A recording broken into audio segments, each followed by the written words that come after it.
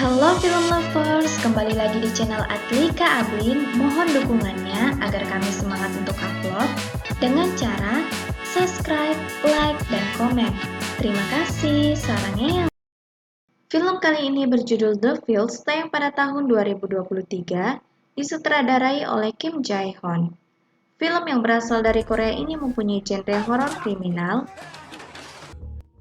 dibintangi oleh Jang Do-yeon sebagai Jin Hyuk, otak dari pembunuhan, Oh Dae-hwan berperan sebagai Jae-hwan, seorang detektif, Choi Gue-hwan sebagai ketua tim, Shin Seung-hwan sebagai Man Seok, rekan detektif Jae-hwan, dan artis lainnya.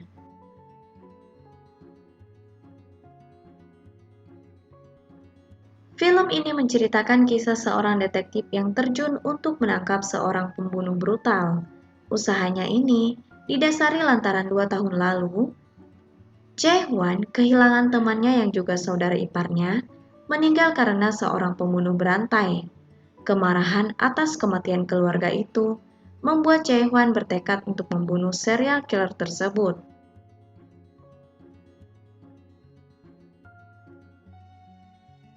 Pada akhirnya, Jae-hwan bertemu dengan sang pelaku, dan karena suatu hal, keduanya mengalami insiden. Apa yang terjadi? Kita masuk ke alur cerita.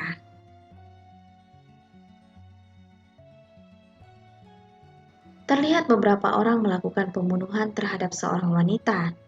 Seluruh badannya dicat, kemudian yang memotong-motong korbannya. Jae-hwan dan Seo-young yang merupakan saudara ipar, sekaligus rekan kerja, memburu pembunuh berantai yang sangat sulit ditangkap.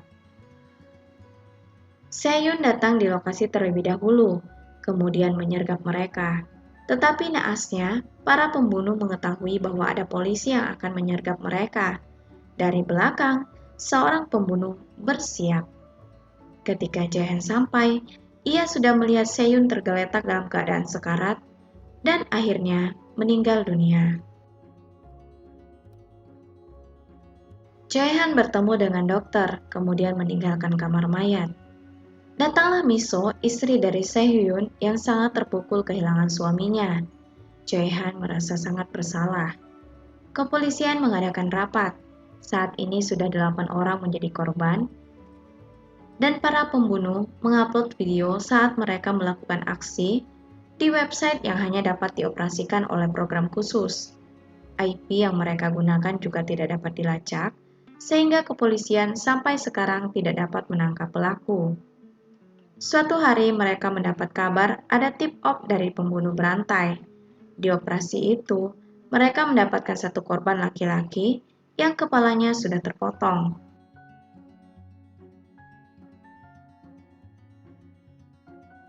Jae-hwan dan Min Seok mengejar pelaku dengan mobil, berhasil menabrak pelaku, dan dilanjutkan dengan kejar-kejaran di pergunungan. Nah, disinilah terjadi insiden ketika Jae-hwan menangkap pelaku, tetapi kemudian mereka menghilang.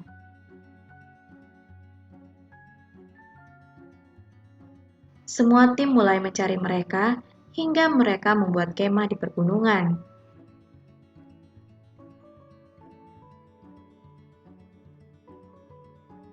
Karena pencarian selama sebulan tidak membuahkan hasil, ketua tim ditelepon kepala polisi untuk mengakhiri pencarian mereka. Ternyata, korban ke-12 muncul yang membuat kepala polisi putus asa. Pelaku masih berkeliaran sedangkan Jae-han tidak ditemukan.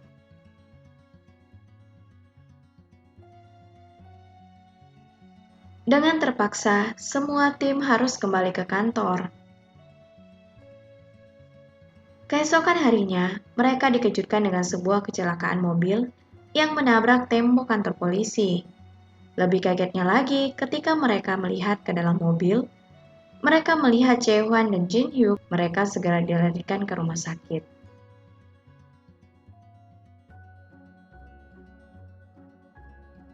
Di rumah sakit terlihat Jin Hyuk sadar, ia kaget melihat mukanya.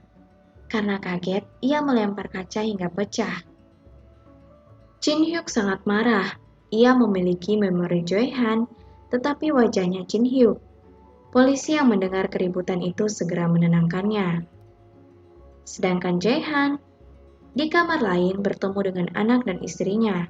Ketika Mang Seok tiba di kamar Jin Hyuk, ia diminta Jin Hyuk untuk melepaskan alat penyadap. Kemudian ia mulai menceritakan dirinya adalah Jae-hwan yang diganti muka atau otaknya oleh si pembunuh. Untuk meyakinkan Mang Seok, ia mengetahui tahun berapa ia masuk tim, rekan sekaligus saudara iparnya telah meninggal 2 tahun lalu. Ia hanya mengingat tulisan Jeong-woo saat Jin Hyuk membawanya ke sebuah tempat di mana kemudian ia dibaringkan di sebuah tempat tidur, dan tempat tidur itu mulai bergerak. Yang berarti asumsinya terjadi sesuatu kepada dirinya, sehingga ada luka di tubuhnya. Kemudian ia memperlihatkan kepada Man Seok bukti luka di dadanya, agar Man Seok percaya. Tetapi Man Seok marah, malah ia ingin melemparkan buku kepadanya, lalu bilang, "Jangan omong kosong." Karena tidak dipercayai Man Seok, ia menangis, memohon padanya agar Man Seok percaya. Man Seok kembali pada tim. Man Seok hanya bilang, semua yang ia bilang omong kosong. Ia menemui Jae-won. Sebelum ia masuk, ia melipat tali tasnya untuk memastikan yang di dalam adalah Jae-won yang ia kenal, sangat peduli dengan penampilannya. Tetapi ketika bertemu dengan Jae-won, Jae-won tidak berbicara apa-apa menandakan ketidakpeduliannya. Bahkan, ia tidak menatap tali tas yang terlipat. Nah, di sini nih sebenarnya Man Seok sedikit curiga bahwa yang dikatakan Jin Hyuk benar, mereka telah ditukar, atau otaknya yang telah ditukar. Min Seok mulai mencari tempat yang diceritakan Jin Hyuk. Jae-won menemui Jin Hyuk di ruangan rawat inap rumah sakit, meminta semua memori tentang keluarga dan pekerjaannya, sehingga ia dapat menyamar menjadi Jae-won. Jika tidak, ia mengancam akan membunuh istri dan anaknya. Jin Hyuk sambil menangis dan terpaksa mulai menceritakan semuanya.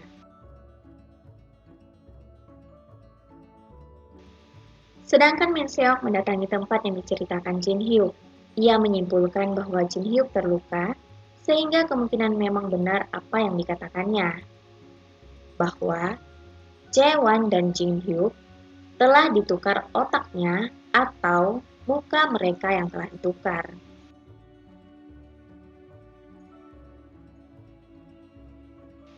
Setelah selesai memeriksa tempat itu, Min Seok menemui dokter untuk bertanya apakah operasi menukar tubuh atau otak secara medis bisa dilakukan, tetapi kemudian dokter itu bilang tidak dapat dilakukan. Tetapi Min Seok tetap dalam pemikirannya yang masih terus curiga.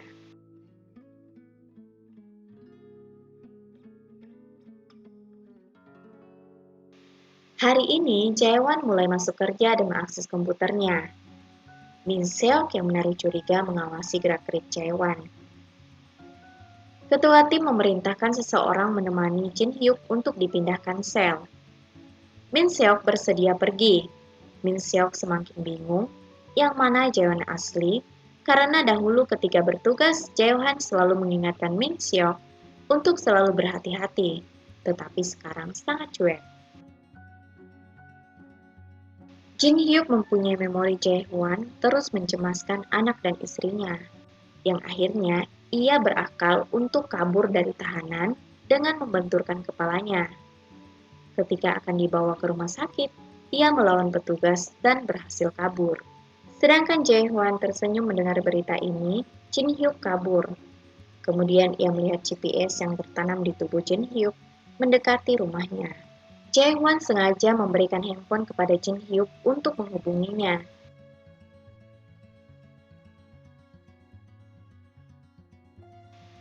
Jae-han meminta Jin Hyuk mengungkap siapa saja yang menjadi tersangka atau teman-temannya dalam melakukan aksi pembunuhan berantai selama ini dan menangkap mereka. Jin Hyuk menelpon Min Seok untuk membantunya menangkap 3 orang temannya dalam aksi pembunuhan berantai. Jin Hyuk pergi ke tempat orang pertama yang diarahkan oleh Jae-won. Ternyata petua ini curiga melihat gelagat aneh Jin Hyuk, sehingga ia langsung menyerangnya. Kemudian Min Seok datang. Mereka membawanya ke markas dan mulai menyiksa agar ia mengaku. Min Seok semakin percaya Jin Hyuk adalah Jae-won. Setelah mereka selesai menyiksanya dan mendapat informasi tentang orang selanjutnya, Min Seok membawa orang itu ke rumah sakit dan melaporkannya kepada tim bahwa ia menangkap salah satu tersangka dari komplotan pembunuh berantai. Ketua tim mengingatkan Man Seok untuk tidak bertindak sendiri dan selalu bertindak sebagai tim yang utuh agar tidak ada korban seperti 2 tahun lalu. Min Seok menceritakan bahwa Jin Hyuk adalah Jae-won. Ketua tim pun marah kepadanya, tapi ketua tim tertawa karena mengarang cerita. Pada sore harinya, ketika Min Seok sudah selesai bekerja, ia berkunjung ke rumah Jae-won. Tapi Jae-won biasa saja, malah Min Seok seperti orang asing baginya. Guys, gelagat Jae-won memang agak berbeda ya. Kalau nggak nonton sampai habis, kalian akan gagal paham sama film ini. Oke, kita lanjut lagi ya. Tidak berlama-lama, Jin Hyuk pun mencari tersangka selanjutnya di pasar. Sebenarnya, ia sedikit bingung seperti apa orang yang akan ia temui, tetapi para tersangka ini dengan cepat menampakkan diri dan sengaja memberikan kode untuk dibuntuti. Dan akhirnya mereka berkelahi. Saat mereka berkelahi, Jin Hyuk pusing dan dipukul menggunakan palu di kepalanya.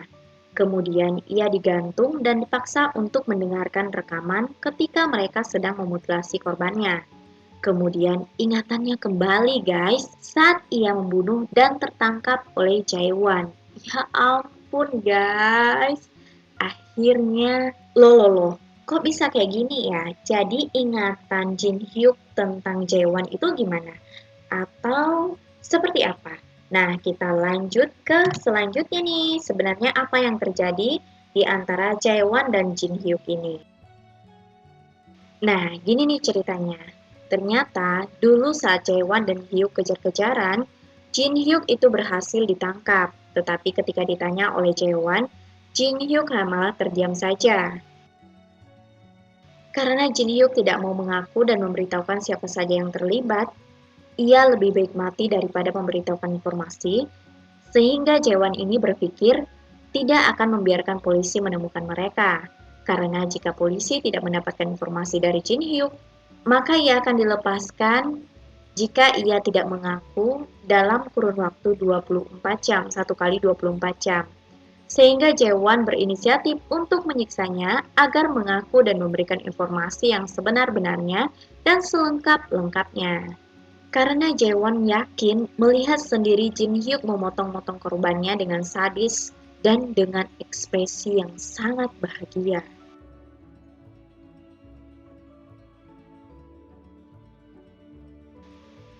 Tetapi guys, di dalam masa penyiksaan Jae-won kepada Jin Hyuk, ia mendengar radio yang memberitahukan bahwa pembunuhan berantai memakan korban lagi menjadi 11 orang. Sehingga ia tahu bahwa pembunuh berantai ini tidak terlibat hanya 1 orang tetapi beberapa orang yang harus segera ia tangkap. Jae-won semakin marah dan hampir membunuh Jin Hyuk dengan menodongnya dengan pisau di lehernya. Yang semakin membuatnya marah, Jin Hyuk memberitahunya seperti apa ia memutilasi para korbannya. Begitu juga ia membunuh Seung Hyun 2 tahun lalu. Yang merupakan saudara ipar sekaligus rekan kerjanya, Jae-hwan pun masih sangat merasa bersalah karena mereka bertugas bersama saat itu. Jae-hwan pun semakin marah meneteskan air mata. Ia bingung harus melakukan apa. Jika Jin Hyuk terbunuh olehnya, ia tidak bisa mendapat informasi tentang siapa saja yang menjadi tersangka pembunuh berantai ini. Jae-won menemui dokter memberitahukan situasinya sehingga meminta obat-obatan agar bisa memanipulasi pikiran Jin Hyuk. Karena pria itu iblis, sehingga dengan cara apapun tidak bisa membuatnya membuka mulut. Dokter membawanya di sebuah tempat obat. Menurutnya, dalam menginterogasi mata-mata di zaman dahulu, menggunakan obat-obat ini, tapi sekarang dilarang. Dosis obat untuk membangunkan dalam beberapa hari, kemudian mematahkan semangatnya, dan mempersiapkan interogasi formal setelah itu mencampurkan 3 obat untuk pengakuan. Hanya dengan 1 tembakan, kita bisa mengendalikan otak sesuai dengan keinginan kita, seperti memori komputer, meminta memori apa saja yang ia tahu, bahkan mengembalikan informasi itu. Ketika sudah beberapa hari Jae-won melakukan penyuntikan, ia akhirnya berhasil. Mulai menginterogasi dan bertanya semua informasi. Ia mendapatkan informasi siapa saja terlibat dan siapa saja korbannya. 3 orang rekan yaitu Lee Jae-chul, Park Sung-man, dan Lee Yong-han.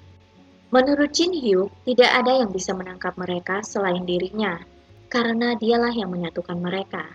Mereka seperti kecoa di bagian tengah sosial. Mereka adalah orang tunawisma yang tidak ada keluarga, teman, bahkan ID pengenal. Jae-won memancing amarah Jin Hyuk memberitahukan ada pengkhianat di antara rekan-rekannya yang memberitahukan polisi. Jae-han berjanji akan membantu menangkap para kecoa itu. Kemudian Jae-han menyuntikkan obat terakhir dan bilang, sekarang ia bukan Jin Hyuk, tetapi adalah Jae-won.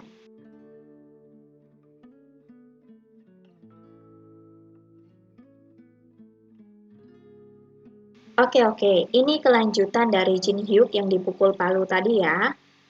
Tapi ternyata Jin Hyuk kini sadar.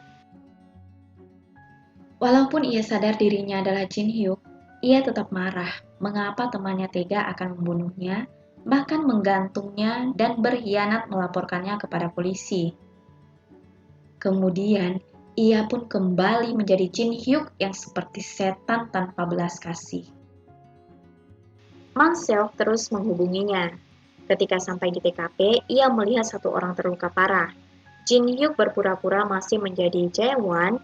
Kemudian ketika Min Seok lengah, ia menusuknya dari belakang. Ya ampun guys. Sekarang ada 2 polisi yang menjadi korban mereka ini. Ternyata dokter sudah memperingatkan Jae-won untuk memberitahukan kepada rekan timnya, tetapi Jae-won tidak mau, sehingga ia meminta dokter juga merahasiakan kepada siapapun.